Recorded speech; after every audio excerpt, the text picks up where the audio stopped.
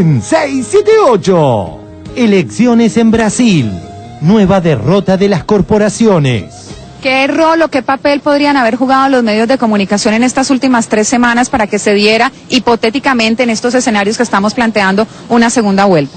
Bueno, los principales medios de comunicación de Brasil apoyan a Serra, apoyan a la derecha, así que trabajaron mucho, casi como un partido político, como un fuerte partido político, para posibilitar la segunda vuelta. La mala intención de Clarín. Hasta en Brasil se avivaron. Clarín. Lula dice que gracias a la libertad de prensa llegué donde llegué. Carta Mayor de Brasil. Clarín repercute entrevista de Lula a Carta Mayor.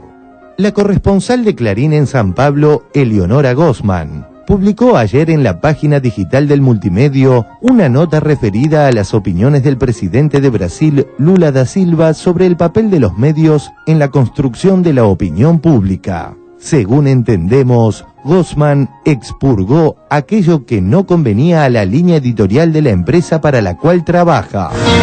El debate que crece. Castro, Tenenbaum, La Nata, etcétera. ¿Qué les pasó? Cuando se discute qué es un gobierno progresista y qué no. Para mí, un gobierno progresista básicamente, primero que nada, es un gobierno democrático. Un gobierno democrático es un gobierno que considera que el que opina distinto, cuanto mucho puede estar equivocado, pero en ningún caso piensa que un tipo que porque opina distinto es un hijo de puta, o es un mercenario, o es un ególatra, o es un cómplice de Videla y de la dictadura. Y a mí me parece que realmente yo considero que este es un gobierno muy conservador, y en esas cosas está a la derecha de Macri, está a la derecha de Dualde, está a la derecha de Menem. Slavoj Zizek, que es un pensador y cineasta eslavo, ha dicho que la izquierda europea apoya todos los movimientos multiculturales, apoya el aborto, me refiero a la legalización, apoya el respeto a ciertos exotismos, pero inmediatamente deserta del progresismo cuando hay que tocar el interés de algún banco. Dolina en TBR. Ecos de una noche maravillosa. Hay una especie de cis-setuitismo, que es la ideología conforme a la cual uno está a favor de 678, que parece...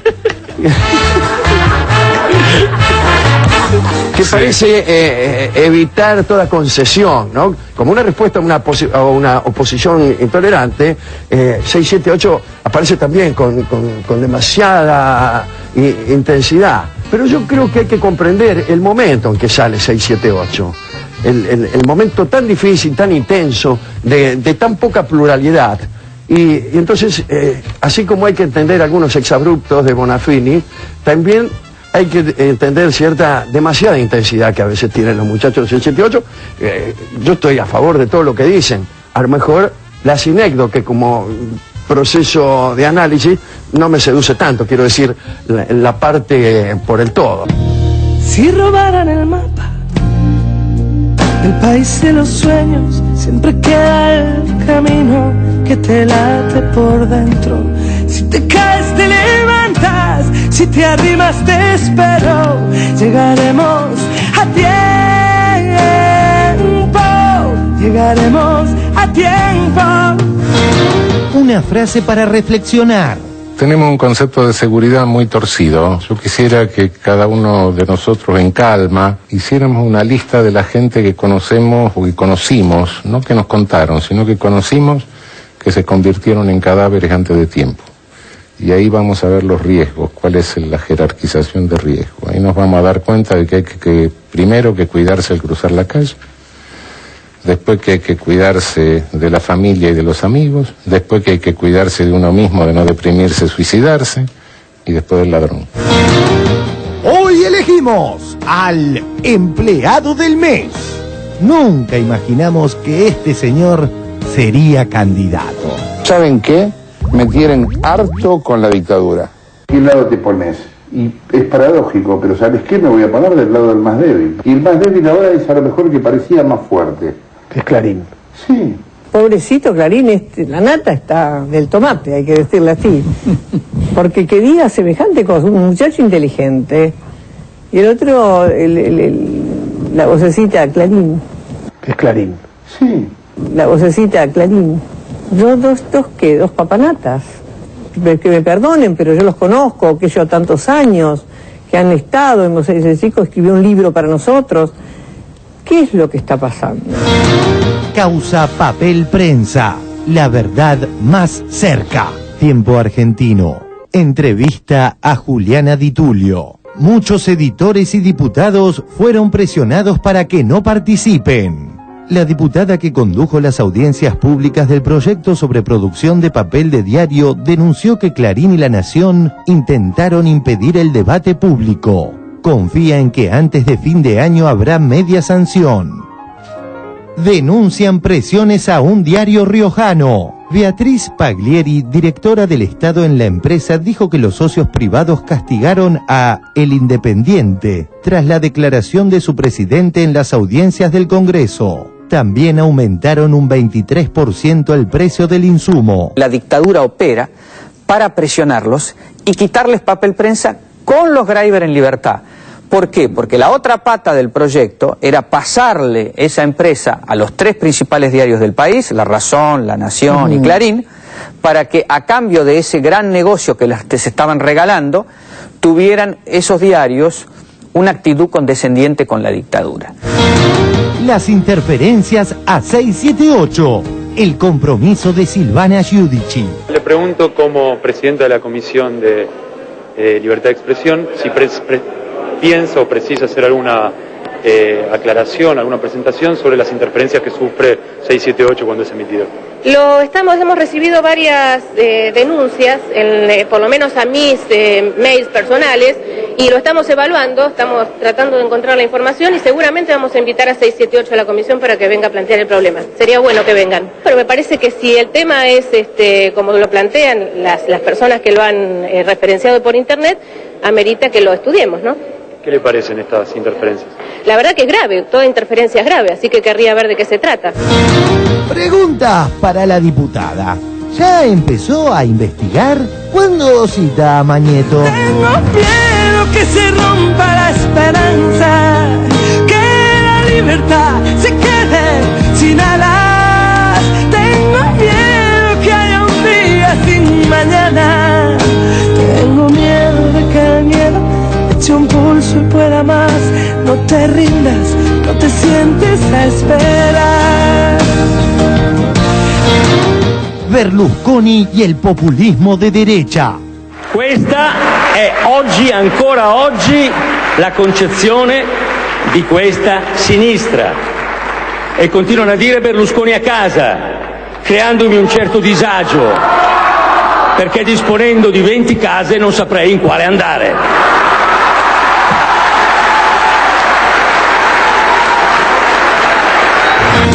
La última del PRO. Miradas al sur. El RRPP de Beara es funcionario PRO. Maximiliano Fratino es miembro del Ministerio de Justicia y Seguridad de la ciudad y al mismo tiempo relacionista público del boliche donde murieron 2 jóvenes. Adivinanza, ¿en qué se parecen Carrió, Fontevecchia y Durán Barba? Es la caída, ¿se acuerdan del búnker? ¿Qué más locura que el búnker de la película La Caída? Carrió sigue comparando, este es un gobierno democrático. No, este no es un gobierno democrático, usted se equivoca. Acaba de ganar una elección. No, pero a ver, Hitler ganó todas las elecciones. Revista Noticias. Los peligrosos métodos de Kirchner. La irresponsable estrategia de apostar a la crispación. Y el pensador nazi que inspira a los Kirchner. Jaime Durán Barba, leí una nota muy interesante en El País de España, donde se hablaba un poco que en algunos regímenes, como el de Chávez o este de Correa, a veces el tema de los golpes de Estado, que son repudiados universalmente, a veces es una bendición política. ¿Cuál es su lectura de este tema? Hay que reconocer que el presidente Correa es un presidente autoritario. Esas cosas como se le ocurre. Creo que los presidentes, aunque sean elegidos por las urnas, deben respetar a la gente. Pongamos un ejemplo claro en la historia. Hitler fue elegido por las urnas y no era democrático. Si usted elige democráticamente, debe tener también actitudes democráticas. 6, 7, 8 y el show del chiste. Twitter de un falso Héctor Mañeto. En la semana el doctor Duhalde tiene que entregarme los resultados de los estudios de presidenciabilidad que le ordené hacerse. Veremos. 8. Señores, un 8. Ricardo Iorio. Exceso de incorrección política. ¿No te gusta la cumbia? Para nada. Sepan ustedes los cumbias, ustedes los giles, que dicen, la yuta, tiro, gato, mulo, la yuta existe por ustedes, sorete, no por nosotros. Mulo, gato, giles, si no saben ni hablar, brutos. Hay que estudiar, amigo. Otro día de maravillosas noticias. 1. Crecen ventas minoristas. Infobae.com. Las ventas minoristas crecieron 4,1% en septiembre. 2. Preocupante situación en Francia revaloriza rumbo elegido en Argentina. Infobae.com. La CGT francesa llamó a una huelga indefinida. La edad de jubilación pasará de los 60 años a los 62. Serán necesarios 41 años para cobrar la pensión plena. Los sindicatos en general y la CGT en particular siguen reclamando la retirada completa del proyecto de reforma. 3. En hockey no patinamos. Las Águilas, las chicas de hockey sobre patines femeninos, se coronaron campeonas del mundo. Campeonas, una vez más, cuarta vez, esta vez para las Águilas, que vencieron 5-1 a Francia. 4. Datazo de Juan Carr. Juan Carr dijo algo que levanta el ánimo, que se está llegando al hambre cero. La única dificultad es justamente cómo hacer llegar al 1.750.000 hambrientos la comida que está. Pero la novedad increíble es que la comida está, ahora viene un problema no pequeño, que es la distribución. Pero la noticia es buena, estamos más cerca que nunca del hambre cero, aunque muchos no lo crean. Começa 678. O programa que deu contendo aquele de Se eu ganho as eleições com o discurso que eu tinha, sabe, eu não sei se eu governaria esse país 6, 7 meses, 8 meses. 6, 7 meses, 8 meses. Insistimos. El ciclo que resignificó aquello de Pepe Eliashev. La columna de Pepe Eliashev, que está planteando 6, 7, 8 temas que nosotros, los periodistas, no tenemos en cuenta. 6, 7, 8. Un fallo. 8 temas directamente. No, vamos con los 8, Un tercer Pepe, ¿sería milagro? Pues bien, 678. El milagroso tanque que aún en el 13 tiene alguien que lo quiera. ¿Lo llevaste? Y ahora lo tenés que ir a buscar, supongo. Yo estaba con el 1, 2, 3, 4, 6, 7, 8. 6, 7, 8. No puedo más. Voy a hacer el 1, el 2, el 3, el 4, el 5, 6, 7 y 8. 6, 7 y 8. Solo pueden contigo. Si te acabas rindiendo, si disparan por fuera y te matan por dentro, llegarás cuando vayas más allá del intento. Llegaremos a tiempo, llegaremos a tiempo.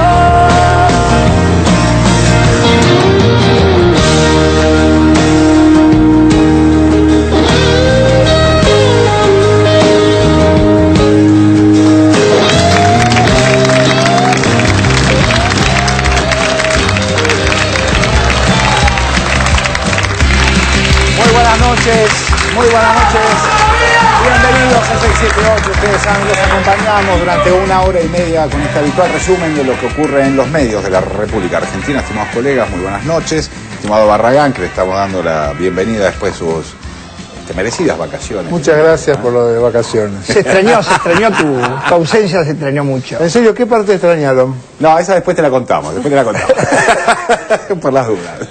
Muy bien, hoy está con nosotros para compartir el programa un gran actor, el señor Rolly Serrano. Hola, Rolly. Bien, Rolly. Bienvenido, Gracias. Eso de gran es un elogio muy gran. Gracias. Pero por favor, muy merecido. También está con nosotros para compartir el programa otro grande, el señor Alejandro Apo. Eso sí, señor. Maestro. ¡Monstruo! Lo de grande es casi literal, Apo, porque sos un tipo grande. Muy bien, también está con nosotros para compartir el programa el secretario general de la Cámpora, de la agrupación La Cámpora, Andrés El Cuervo Larroque. Andrés, bienvenido. Vamos, Cuervo. Le vamos a decir Cuervo directamente. Quiero hacerle una pregunta fuerte. ¿Tiene alguna tendencia la Cámpora? Más o menos. No, que entonces nos quedamos tranquilos. Muy bien, arranquemos con el primer tema, tiene que ver con las elecciones en Brasil. Ustedes saben que, como hemos dado cuenta en el programa, el diario Clarín tituló y desarrolló una nota alrededor de unas declaraciones de Lula hablando sobre su relación con, es decir, la relación de su gobierno con la prensa. Parece ser que esto que dijo Clarín, que dijo Lula, no era del todo cierto. Lo vemos. Elecciones en Brasil. La derrota de las corporaciones y la imagen argentina en el mundo. Dilma Rousseff, la delfín de Lula da Silva, se impuso por 14 puntos de diferencia en las elecciones presidenciales de Brasil. Tendrá que ir a balotaje, pero asume la noticia con serena seguridad. Tenho certeza que nesse segundo turno nós vamos ter processo muito importante de esclarecimento, de diálogo com a população, diálogo com os movimentos sociais, diálogo com todos os representantes da sociedade civil que, porventura, queiram estabelecer esse diálogo conosco. Agora, também a eleição tem 2 turnos. Eu não ganhei no primeiro turno nenhuma eleição, ou seja, eu não ganhei em 2002 e não ganhei em 2006. Para apenas vai demorar 30 dias mais, 30 dias de luta, 30 dias de eleição e vamos para a disputa. ¿Qué rol o qué papel podrían haber jugado los medios de comunicación en estas últimas 3 semanas para que se diera hipotéticamente en estos escenarios que estamos planteando una segunda vuelta?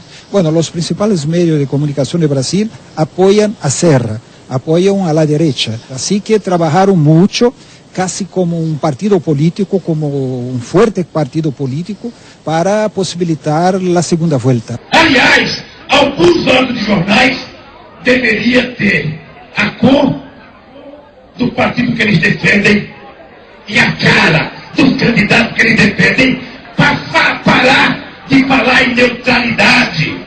Ah, como inventa coisa contra o Lula. Diario O Globo de Brasil, 19 de septiembre del 2010. Imagen positiva de los candidatos a presidentes. Dilma Rousseff, aprobación 61%, reprobación 39%. José Serra, aprobación 67%, reprobación 33%. 1 de octubre de 2010. Determinado. Serra cuenta con experiencia política. José Serra, candidato del PSDB a la presidencia de la República, es conocido por sus capacidades de gestión administrativa como por su manera peculiar de actuar en política. Trabajaron mucho, casi como un partido político, como un fuerte partido político, para posibilitar la segunda vuelta. El objetivo no era la victoria de Serra, que sería imposible, pero la segunda vuelta. ¿Por qué la segunda vuelta? ¿Qué ganarían con eso? Bueno, la posibilidad de una polarización, de más 20 pocos días de lucha electoral para posibilitar la victoria de Serra. Creen que Serra puede hacer una nueva visión, una nueva campaña y ganar la elección. Estas elecciones en Brasil no solamente son muy importantes para Brasil, son muy importantes para la Argentina y para la región si gana el PT, en esta continuidad de la integración regional, del lugar que pasó a ocupar Brasil como líder regional y también a nivel mundial. Entonces, la continuidad de este periodo extraordinario de 8 años de Lula, si gana Dilma Rousseff, sigue, y por consiguiente eso es muy importante para Argentina. Prometimos hablar de la imagen argentina en el mundo.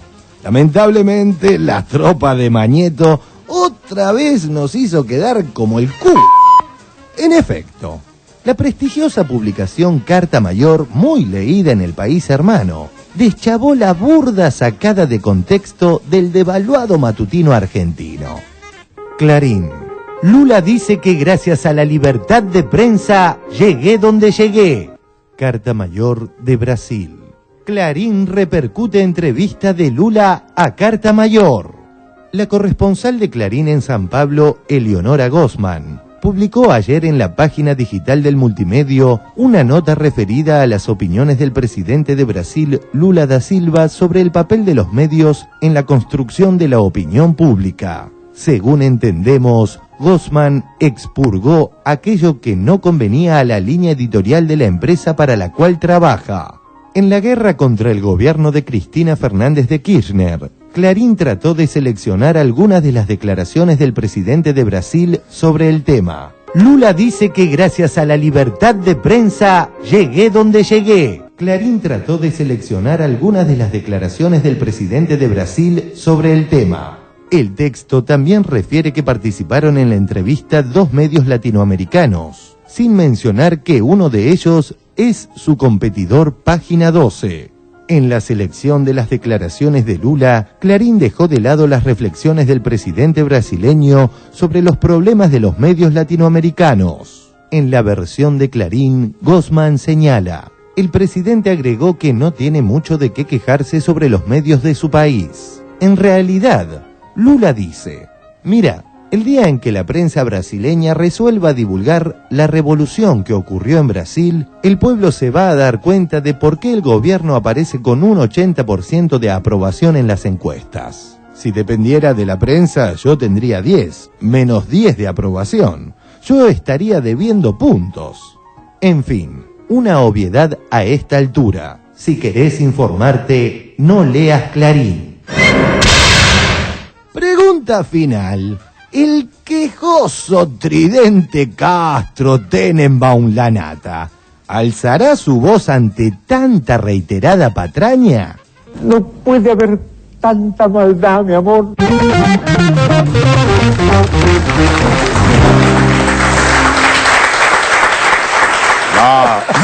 No se llama maldad, se llama edición. Se llama edición, que es una palabra un poco así más despojada. A ver, Rolly. No empecés conmigo, por Dios. ¿Por qué no? Estoy abrumado. ¿Qué es lo que te abruma de todo? Me abruma porque en realidad todo lo que está pasando es como una especie de cosas que salen a flote de todo un proceso que hemos vivido los argentinos, de largas dictaduras, donde culturalmente hemos aprendido a no analizar, a no aprender bien. Entonces todas estas cosas me abruman, porque siento que a la gente misma la abruma. Yo cuando veo este programa lo apoyo, creo que el 100% en muchos casos, pero hasta yo, que por ahí tengo la capacidad a lo mejor de analizar, siento que me abruma, ¿no? Y la gente en general, cuando yo tengo la posibilidad por ahí de viajar, de estar en contacto en el interior con la gente, no lo vive de esta manera, digamos, recibe la información y no tiene la capacidad de analizar, como es más simple por ahí también, ¿no? Yo me acuerdo, estábamos filmando en Cerro Colorado y íbamos a ver el primer partido, uno de los partidos de Argentina. Y el único canal que llega ahí, Canal 7, el único canal. Entonces, bueno, estábamos todos preparados en una casa, un lugar. Va a empezar el partido y se corta la señal. Pero automáticamente todos dijeron, la culpa es de Cristina. Cristina tiene la culpa. Decía, no, paremos un poco, a ver, veamos de qué se trata. La culpa la tiene Cristina, ¿por qué? No, era como ya una información genética de que hay que echarle a la culpa quien nos dice todos los días a quién tenemos que echarle la culpa de las cosas. A ver, Alejandro. El informe deja claro esa sensación de la importancia que es la democratización de los medios y la apertura que propone la ley, que está interrumpida por, no sé que está en vigencia y que mucha gente se ha escandalizado por declaraciones enfervorizadas, desgarradoras, y me parece que son parte de una indignación que todos tenemos, porque todo el mundo se da cuenta que están haciendo tiempo, que están interrumpiendo una cosa que ya tiene que estar instalada. Y el informe, por eso me refería a la claridad del informe, habla de lo decisivo que es el manejo, el desmanejo, la apropiación monopólica, la posibilidad de compaginar, vos usaste otra palabra, pero hacer una compaginación para entregar una declaración de un presidente fuera de contexto que puede llegar a confundir. Claro, eso es lo que a mí me llama la atención, que la edición, lo que se llama históricamente la edición en periodismo, que por ahí uno hace una entrevista de 4 horas y edita a lo mejor el equivalente a 1 hora, es decir, hace un extracto de ese tiempo. Ahora, esa edición en general tenía un trabajo muy importante que era reflejar aquello que las 4 horas habían reflejado. O sea, si uno se quedaba con 1 hora, que esa hora sea una muestra que refleje el espíritu del resto. O sea, algo así como tener una actitud honesta con aquello que se escuchó. Y el periodismo también es el oficio de la síntesis. Ahí cuando uno no quita lo esencial y puede transmitir. Pero ahí está el juego de la compaginación, de la edición, como vos lo llamás mucho mejor que yo. Y ahí se pueden hacer una cantidad de cosas que son muy importantes. Sí, ¿no? Es una palabra amplia, ¿no? Está buena. Me parece que, creo que, bueno, el informe realmente es muy bueno porque pone al descubierto lo que significa editar, ¿no? Claro. La importancia de lo que es la edición, que es seleccionar, priorizar y manejar con una intencionalidad. Está en la honestidad del emisor hacerlo respetando lo que vos decís, respetando el concepto del entrevistado. Si cada frase que uno hace una entrevista y la va sacando de contexto, realmente puede hacerle decir al otro lo que uno quiere. Pero me parece que lo positivo y de la proliferación de medios, y que esto se profundizaría a partir de la aplicación de la ley de medios, es la posibilidad de confrontar, ¿no? De darte cuenta cómo, en este caso particular, porque salieron publicadas las 2 entrevistas en 2 medios argentinos y al mismo tiempo el tercer medio que había participado en la misma entrevista con el presidente Lula pone en evidencia cómo se manipuló esta información. Nunca había visto una reacción así de parte de un medio, diciendo, este otro medio que nos levantó la entrevista está mintiéndoles. Yo nunca había visto eso como reacción frente a lo que uno puede considerar una mala edición y qué sé yo. Es lo original. Y uno se plantea también aquí, bueno, es poco lo que hay que agregar, me parece bien lo que dijeron. Creo que se plantea uno el servicio que prestamos los periodistas a nuestros patrones. Porque la traducción la hizo el corresponsal, la corresponsal en este caso. Sí. Y la hizo sabiendo que al patrón le gustaba que le enviara ese contexto y no otra cosa. Yo ahí salgo una cosa, perdón, pero sabiendo cómo trabajan también. Muchas veces los que mandan los corresponsales no es lo que sale publicado en el diario. Claro. La verdad que yo ahí en ese caso particular no lo sé. No sé si lo que sí es evidente. Lo publicó en el... Sí, pero la edición online la corrigen también, ¿no? Es el control que existe sobre el material que envían los corresponsales de Clarín en particular es muy estricto. Mirá que es el tema predilecto de varones. Es el tema predilecto de varones. Quiero discutir eso quiero discutirlo para que se aclare, porque si no queda claro. Está bien lo que vos decís, está suponiendo algo que no sabemos. No, pero he hecho coberturas con el Orona Gosman y he visto cómo le para defender al corresponsal hipotético. Sí, sacando el... Bueno, yo te voy a decir que el corresponsal, cuando se entera que su medio lo altera, tiene que renunciar. Bueno, eso es otro tema. A ver, no, yo me asusté cuando vi el título porque cuando llegué por la libertad de prensa donde llegué. Cuando Clarín pone libertad de prensa, habla de Clarín, porque siendo ellos los principales, el principal impedimento para que haya en la Argentina libertad de prensa, se paran como los grandes apóstoles de eso. Y la verdad que me pareció leer, en vez de libertad de prensa, leí Clarín Mañeto. Dije, bueno, Mañeto pone y saca presidentes en Argentina y ahora también pone y saca en Brasil, lo cual me preocupó en demasía porque ya lo que ellos están haciendo, lo que están haciendo los medios a nivel continental, es como se decía en el informe, son fuerzas políticas. Son fuerzas políticas que operan como políticos pero no se hacen cargo de decirlo. Entonces, que se presenten. ¿Por qué tiene tanto poder Mañeto? ¿Quién lo votó? ¿Alguien lo votó acá? Yo no lo voté y no lo votó nadie. Bueno, los medios en todo el mundo no son votados los medios, ese es un argumento que tampoco es justo, digamos, porque los periodistas suelen decir que tiene más poder que el gobierno. ¿Por qué tiene más poder que un gobierno? Si nosotros en una democracia votamos un gobierno, ¿por qué un grupo económico tiene más poder? No, lo que pasa es que estás abriendo una discutamos pregunta. De eso se si trata. Tenenbaum y la Nata no quieren hablar más de la dictadura, yo quiero hablar porque la dictadura nos dejó de regalo, trágico regalo, además de todos los males, a Clarín y a Mañeto. Bueno, discutámoslo. Hablaba justamente alrededor de estos colegas que están planteando algunas discusiones y posturas respecto del tema de derechos humanos, la izquierda, la derecha, el kirchnerismo. Vemos el informe. Castro, Tenenbaum, la Nata, etcétera. ¿Qué les pasó? ¿Qué lado te pones? Y es paradójico, pero ¿sabes qué? Me voy a poner del lado del más débil. Y el más débil ahora es a lo mejor el que parecía más fuerte. Que es Clarín. Sí. Pobrecito Clarín, la Nata está del tomate, hay que decirle así. Porque que diga semejante cosa, un muchacho inteligente. Y el otro, la vocecita Clarín. Que es Clarín. Sí. La vocecita Clarín. Dos papanatas. Que me perdonen, pero yo los conozco, que yo tantos años, que han estado, ese chico escribió un libro para nosotros. ¿Qué es lo que está pasando? Me pasé años de mi vida, muchos años peleando por el juicio y castigo a los culpables. Muchos años. Difundí todo lo que pude y ayudé todo lo que pude a la recuperación de los chicos secuestrados con las abuelas de Plaza de Mayo. Muchos años de mi vida. Pero ¿saben qué? Me tienen harto con la dictadura.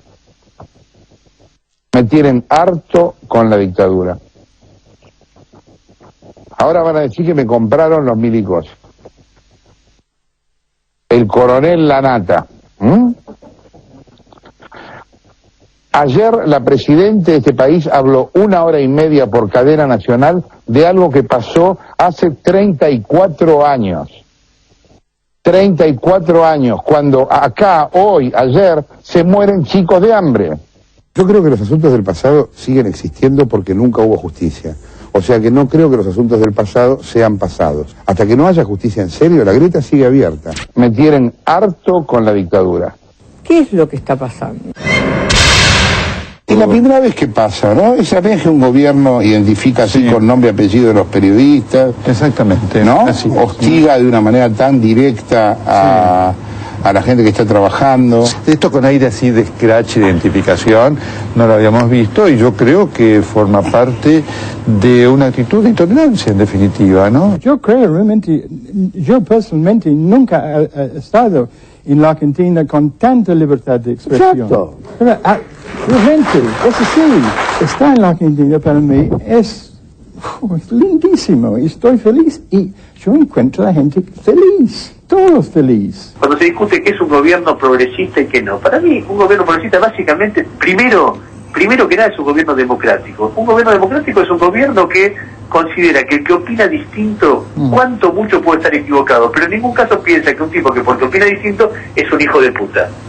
O es un mercenario, o es un ególatra, o es un cómplice de Videla y de la dictadura. Y a mí me parece que realmente yo considero que este es un gobierno muy conservador, y en esas cosas está a la derecha de Macri, está a la derecha de Dualde, está a la derecha de Menem. La gente que dice no hay que apoyar, no hay que criticar a este gobierno porque es hacerle juego a la derecha, no se da cuenta que ese es un gobierno que en muchas cosas es muy de derecha. Humillar, amenazar, apretar, tratar de que la familia tenga miedo. Que yo encuentro a la gente feliz, todos felices. Y me parece que este gobierno en esto es más de derecha de cualquier gobierno que los que tuvimos y de cualquiera que podamos tener. Y me parece a mí que la progresía argentina, ante el estupor del 678, cierra filas con las corporaciones. A mí me parece que no hay que sorprenderse tanto.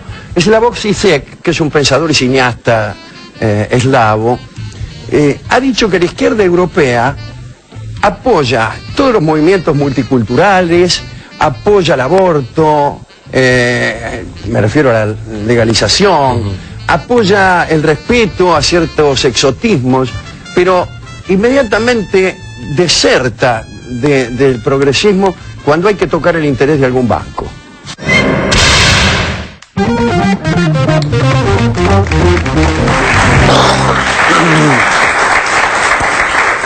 Bueno, a ver, Alejandro, ¿cómo ves esta discusión o este tema Yo lo discutí con Tenenbaum, porque tuvimos un encuentro en una presentación de un libro de Alejandro Fabri de fútbol y se dio una intervención del público después que hablamos de la capacidad de Alejandro y de ese libro que son historias negras del fútbol, esos partidos que todavía despiertan polémicas a lo largo de la historia, de jueces raros, de situaciones difíciles con algunos jugadores.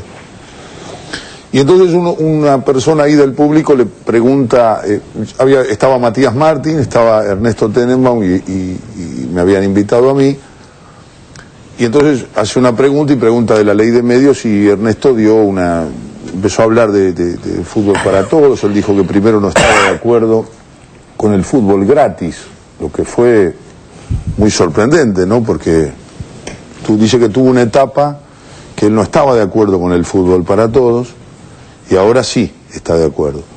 Y después empezó a hacer una crítica a una ley porque había una situación, no sé qué era, había habido una situación en la impresionante marcha que se hizo en la Plaza Lavalle, en tribunales, con toda la juventud y con toda una cantidad de gente que no eran todos partidarios del gobierno de Cristina. Había gente de muchísimos sectores que estaba diciendo que quería ya la implementación natural de la ley de medios. Pero la hicieron quedar como la marcha de Bonafini, ¿no? La hicieron quedar como tal. Me parece, digamos, en ese sentido, la significación que le dieron fue esa, ¿no? Disculpame Sí.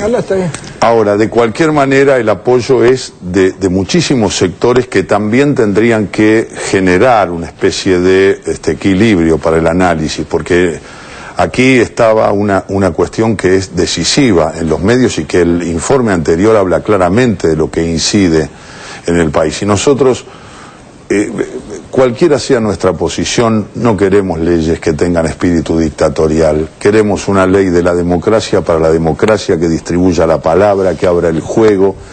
Y que ya sabemos que estas argucias de interrumpir, yo no soy un tipo que sé de cosas judiciales, pero ya sabemos que va a haber otro cuestionamiento a un edicto. Entonces, yo dije mi opinión cuando él empezó a hablar de estas tendencias, de que, le digo, y justamente ahí quiero expresar esto porque lo escuché también a la Nata, ellos han podido expresar todo su odio sobre este gobierno con toda claridad siempre.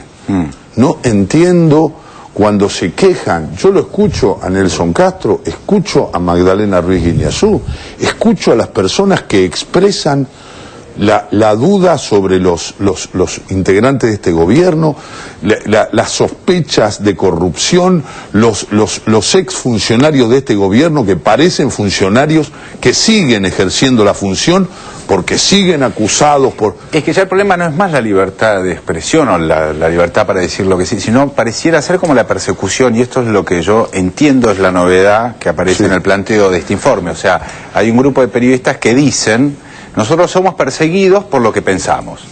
Entonces hay un programa de televisión como el 678 que marca gente, que se dedica a marcar a aquellos periodistas que... Ahora, la verdad es que con toda honestidad, nosotros lo que hacemos en todo caso es resaltar las palabras de alguna gente que tiene hoy un rol periodístico. Es decir, no hacemos otra cosa que hacerte cargo de tus palabras, vendría a ser lo que es más o menos lo mismo que hacemos nosotros. O sea, nos hacemos cargo de lo que decimos acá, nosotros, cada uno. O sea, me pareció eso realmente como una actitud un poco extraña, porque nada que ver con una gestapo periodística. Nosotros lo que queremos hacer es, de alguna manera, demostrarle a la gente que hay operativos, que hay dispositivos de mentira que funcionan con cierta complejidad y que nuestro anhelo es descubrir cómo es ese funcionamiento para tratar de que la gente finalmente se quede con una lectura más noble y más honesta de lo que está ocurriendo. Y finalmente, quiero decir esto, finalmente se trata de interrumpir la implementación natural de una ley votada en ambas cámaras por los representantes nuestros. Acá no es una discusión de si llegamos. Yo cuando iba a los foros, antes de la ley, siempre era pesimista. Me alentaban Mariotto, Piumato, El Cuervo, todos, porque yo decía, ataca muchos intereses, no va a entrar. Y parece, el otro día una vieja militante me llamó y me dijo, parece que tenías razón, porque cuesta implementarla, cuesta establecerla, pero estamos hablando de una ley de la democracia para la democracia votada en ambas cámaras. Entonces tienen que entender que esto es así. A ver, Barra. No, creo que están dando un paso medio peligroso, que es decir que acá no hay democracia, con lo cual nos deja la pregunta de, bueno, ¿qué sucede en una sociedad donde que no es democrática? Lo que en algún momento dejaría la puerta abierta a una solución a este Estado no democrático. Sobre todo con Ernesto, que dice que además de humillarlos y de todo esto, le meten miedo a las familias de los periodistas, cosa que me parece una denuncia bastante grave. Y si no es una denuncia grave, me parece que ya están pasando a ser una especie de terrorismo verbal, con cuestiones que son realmente muy peligrosas. ¿Y por qué crees que eso? Yo creo que acá el problema es que en algún momento nunca se criticó el periodismo, se los está criticando. Los tipos fugan hacia adelante, entonces primero fue la corrupción, después fue peor que lo otro, y ahora ya son terror, ya los persiguen a la familia, los quieren matar, no hay democracia, hay totalitarismo. Están locos, son papanatas, como dijo Estela, pero lo que pasa es que me parece grave que si... ¿quién le pone en peligro a la familia Tenenbaum? ¿Dónde no hay democracia? ¿No es peor cuando en otros gobiernos te llamaban a los periodistas por teléfono y los asustaban? Acá se habla, estamos en la tele. A Tenenbaum lo criticamos acá en la tele, lo ve. La gente lleva una pancarta y dice no sé qué. Bueno, si eso lo desespera, que se cuide de su desesperación, pero que no diga que no hay democracia y que su familia está en peligro. Y ahí hay lo que están diciendo son las Perdón. Pienso que a lo mejor también tiene que haber una cuestión muy personal que está involucrado. Pensemos que La Nata fueron periodistas muy escuchados en la época de la dictadura. Y yo siento que como que era más fácil, porque a lo mejor porque había un enemigo en común para todos nosotros, que eran los militares, que era el poder absoluto. De pronto los militares se fueron y se abrieron las aguas. Entonces empezaron a prevalecer quizás más las personalidades. Y supongo que, como nos pasa a nosotros mismos, los actores, que tenemos un ego tan grande, supongo que también le puede pasar a los periodistas. Que deben tener un ego tan grande, decir, yo tengo la verdad absoluta. Y si las aguas se abren, supongo que aparecen otras verdades que ya empiezan a achicar mi verdad absoluta. Yo lo que dice La Nata me dolió mucho, porque yo también puedo decir, en este momento, el otro día en el juicio, Videla era débil, pobrecito.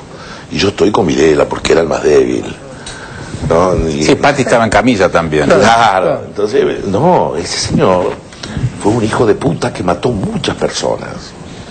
Y ahora está viejito, bueno, las tiene que pagar. Es como... No sé, pero pienso que el personalismo también tiene mucho que ver. Está claro eso. A ver, Orlando. Sí, no, voy a tratar de no poner ningún adjetivo porque excede, porque creo que lo que muestra eso es claro y me parece que cada uno se toma su opinión, la sociedad sabe, o cada uno, pero pregúntense por uno mismo.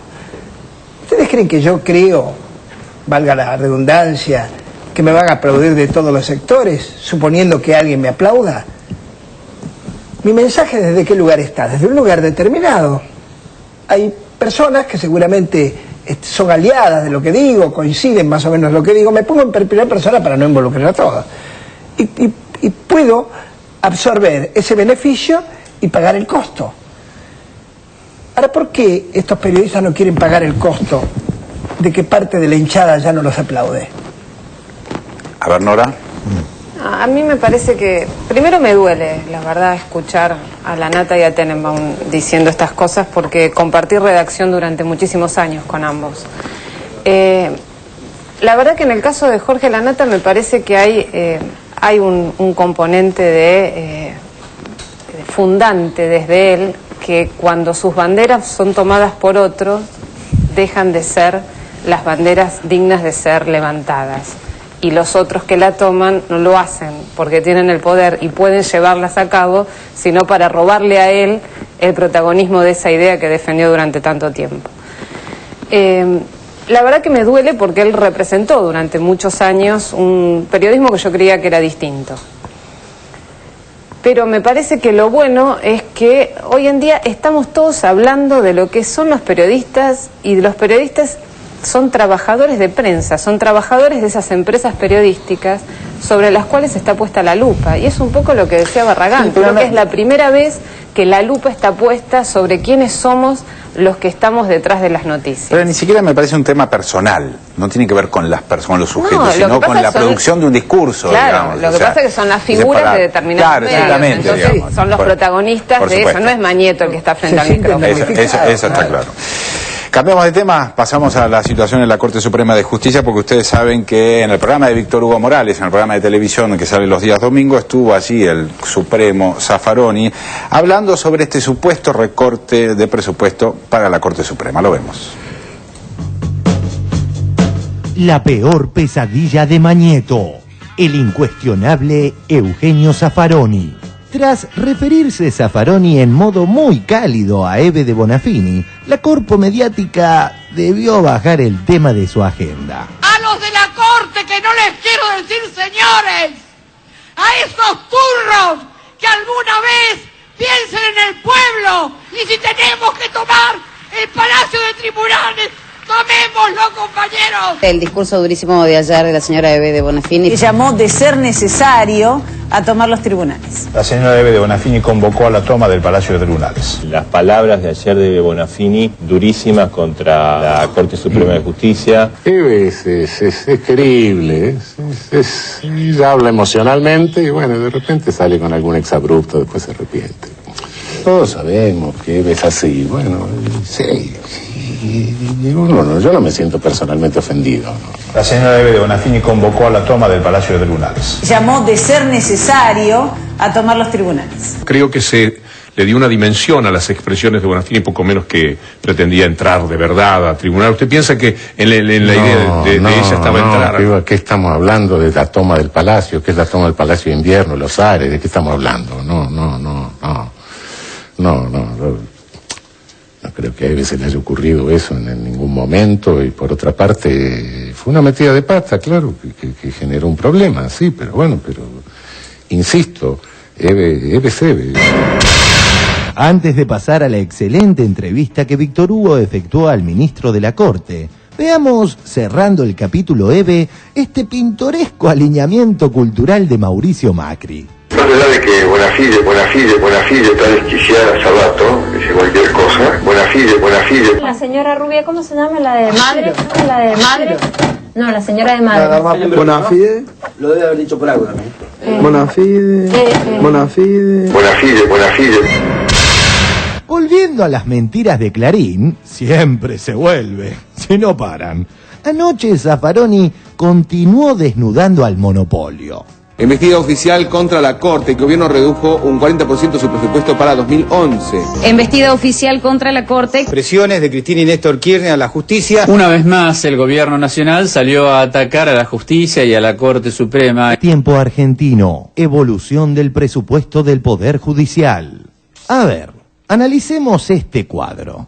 En el año 2005, del total solicitado, obtuvieron el 73,67%. En el año 2006 le otorgaron del total el 81%. En el 2007 el 82%. En el 2008 el 80%. En el 2009 el 81%. En el 2010 del total solicitado obtuvieron el 75,3%. Y para el 2011 del total solicitado para el Poder Judicial se contempla el 85,44%. O sea, que la diferencia entre lo pedido y lo otorgado, que es del 14,56%, es la más baja de los últimos 6 años. Embestida oficial contra la Corte. Embestida oficial contra la Corte. Doctor Zaffaroni, ¿apareció allí un diferendo sobre el presupuesto de la Corte o de la justicia en general? ¿Cuál es la situación? Es cierto que normalmente nosotros pedimos un poco más y nos dan un poco menos y después se negocia eso, etcétera. Este año cedimos más. Supongo que es algo que se negociará, habrá que conversar, no es que estemos a los cañonazos con el Ministerio de Economía tampoco, eso no es cierto. La tensa relación justicia-gobierno, en este caso un recorte muy importante de presupuesto para la justicia, la reacción de la Corte. Claro, nada menos. No es que estemos a los cañonazos con el Ministerio de Economía tampoco, eso no es cierto. Poco menos que fue presentado como una pelea del gobierno, es decir, la Corte supuestamente le hizo algo que no le gustó al gobierno, el gobierno dice, ajá, porque esas tenemos con menos plata. Es evidente que Zaffaroni no estudió en la Fundación Formadora de Jueces Noble. Estábamos hablando acá en el corte sobre la Fundación Noble. Yo decía que habría que revisar cuántos cursos dio Lorenzetti en la Fundación Roberto Noble, en estos cursos que da la Fundación Roberto Noble, autorizada en el año 2002 en el gobierno de Duhalde, para funcionarios judiciales que quieren ascender, porque esos cursos le dan puntaje a los aspirantes a ser secretario judicial, jueces, les dan puntaje para cuando se presentan en el concurso para los ascensos. Cerramos, miembro. ¿Sabe que se televisa a todo el mundo? Se nota mucho. No, se nota mucho.